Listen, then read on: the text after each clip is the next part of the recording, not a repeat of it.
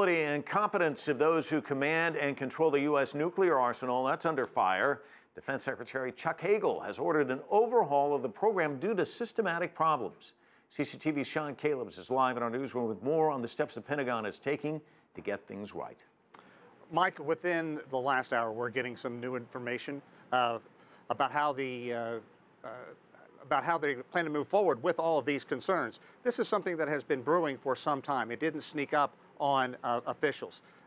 This is something that got so much attention back in the 80s when the Cold War was at its height. But in recent years, there has been a lot of attention focused elsewhere, and a lot of the nuclear programs have fallen into disrepair here in the U.S.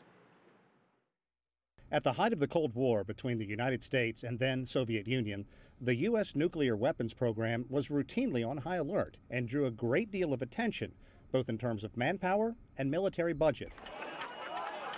But once the Berlin Wall fell, the United States began focusing its assets elsewhere, and the nuclear program was hit by security lapses, a lack of discipline, and lousy morale.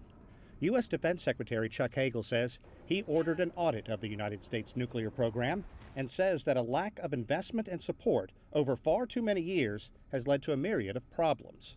Concerns, he says, that must be addressed now.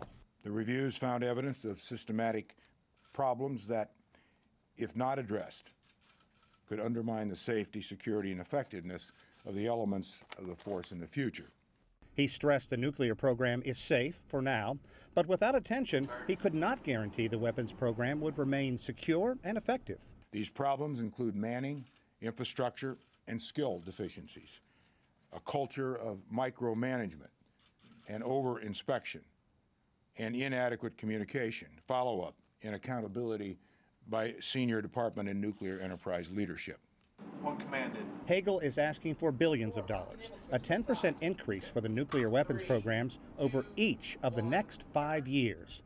But the U.S. Air Force is coping with a series of embarrassing lapses and failures, including May of 2013, 17 launch officers stripped of launch authority.